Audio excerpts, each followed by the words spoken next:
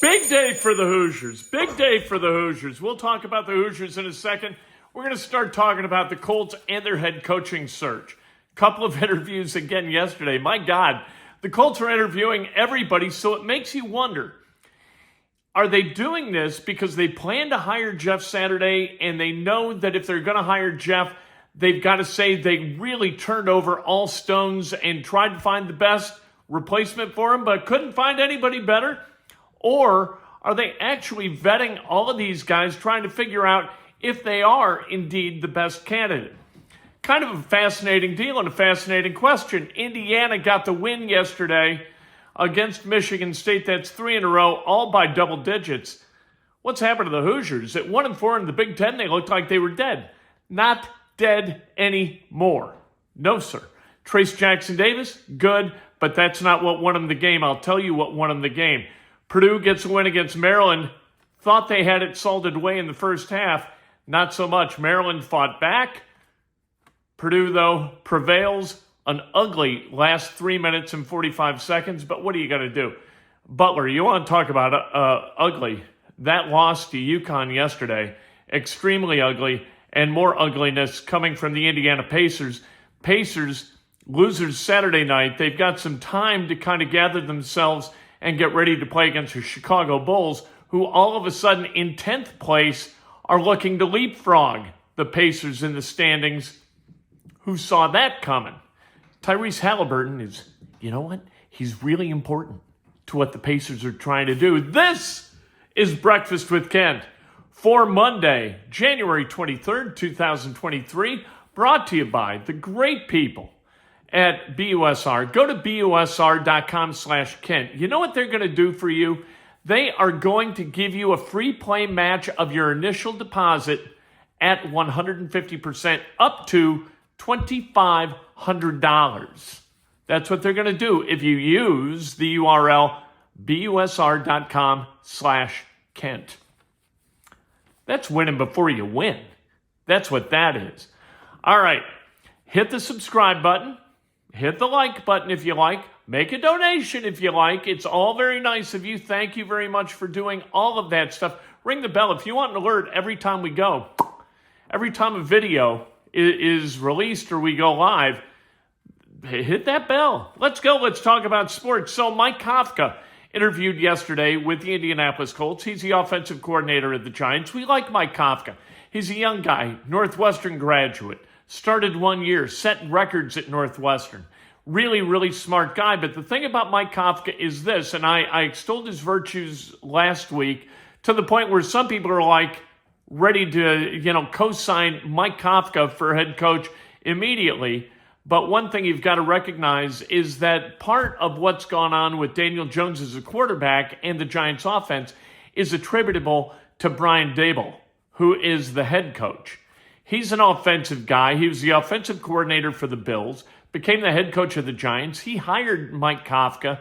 Kafka is responsible in part for Daniel Jones and Saquon Barkley and that Giants offense becoming much, much more efficient, much more capable of holding on to the football and utilizing the assets that Daniel Jones has. But how much is Daboll and how much is Kafka? That's a good question. His counterpart with the Giants, right? Don Martindale. I'm not calling him Wink. I do not call a grown man Wink. Wink Martindale was a game show host, all right? And a radio DJ. I'm not...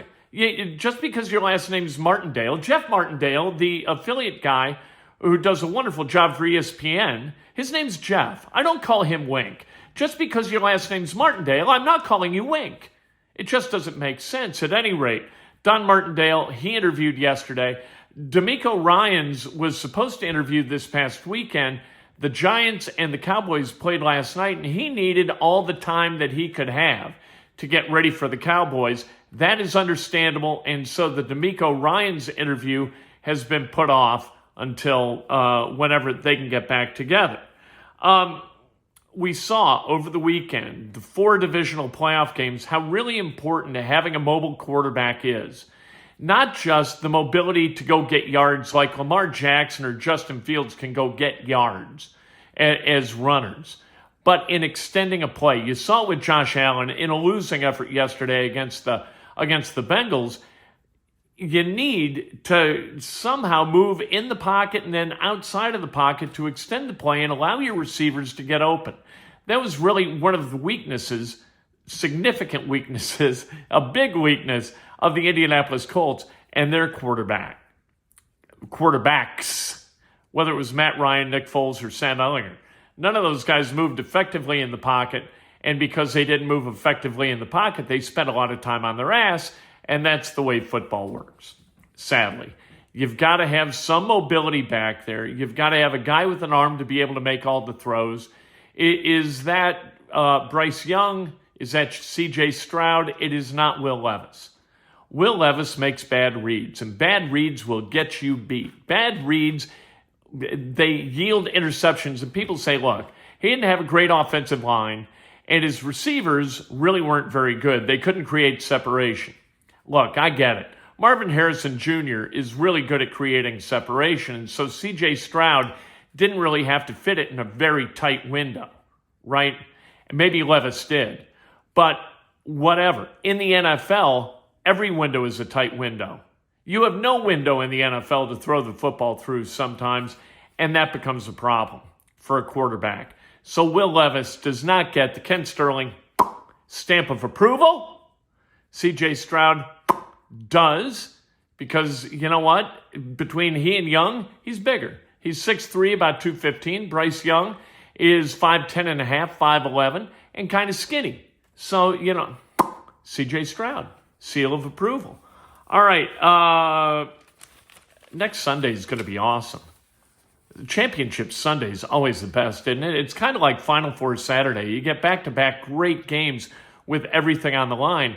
And then kind of the Super Bowl or, the NCAA championship game or the college football championship game, they're sort of anticlimactic to me. That's just the way I look at it. It's about getting to the game. It's not necessarily about winning the game. At any rate, the game that Indiana played yesterday against Michigan State was really, really good. Indiana got down early. They trailed by 8, but they kept fighting and they kept punching, and they figured it out despite the fact that Trayce Thompson was only able to play 4 minutes coming back from his injury. You had Jalen Hood-Schifino, who took a knee to the thigh and kind of hobbled around a little bit before having his minutes curtailed. But what you did have, you had Trayce Jackson-Davis, 31 and 15, with 5 blocks. That was a big deal. But you had Tamar Bates knocking down open threes, and you had Trey Galloway knocking down open threes. Those guys combined to hit 8 of 9 three-pointers yesterday. And I told you last week that in order to beat Michigan State, you were going to have to hit threes, because Izzo was going to do all he could to kind of take away Trayce Jackson-Davis and make Indiana do something else to score points. And that's what they did. Trayce Jackson-Davis went 0 for 4 early, as we heard often. He shoots nothing outside of like 2 feet. So he should make a lot of shots. He was 15 and 19 the other night, and you know what? That sounds about right. You ought to be able to make about 75% from down there, shouldn't you? Anyway, Trayce Jackson-Davis was really, really good. He is averaging, over these 3 wins for the Hoosiers, 28 points, 12 rebounds, and 4.3 steals per game. That's a hell of a line. That guy's playing his ass off. He's not Zach Edey. Zach Edey had a good game yesterday, too, in the Boilermakers win against Maryland. We'll get to that in a minute. But Bates and Galloway gave the Hoosiers the offensive firepower they needed from deep to force Michigan State to defend a little bit differently. And if they didn't, then Tamar Bates was going to knock down more threes. And it was a beautiful thing as Indiana won 82-69. And right now, I think they're in a 5-way tie for 6th place in the Big Ten. The Big Ten, from like 2 to 13, is really, really, really tight. It's outstanding. What a year in the Big Ten. Speaking of the Big Ten, oh, by the way, power forwards for Indiana yesterday. They committed 13 fouls in 37 minutes. That's not easy. All right, Jordan Geronimo fouled out in just 13 minutes. Malik Reneau fouled out in 21 minutes. And Trayce Thompson committed 3 fouls in 4 minutes. That's ridiculous. Stop doing that. Although, one of them was a technical on Geronimo, and I'm really kind of in my mind, I'm like, all right, technicals, do they bug you? They bug me a little bit, but what bugs me worse is guys not caring. That bugs me with Indiana or with any basketball team. And yesterday, Indiana cared. Now they go to Minnesota on Wednesday night to play the hapless Golden Gophers. You got to get that win on the road against a completely inferior basketball team that is capable over short spans of competence. Purdue, 58-55. No field goals in the last 3 minutes and 45 seconds. Each team hit 2 foul shots in the last 3 minutes and 45 seconds. Purdue gets the win. They had a big lead early. They led 25-9.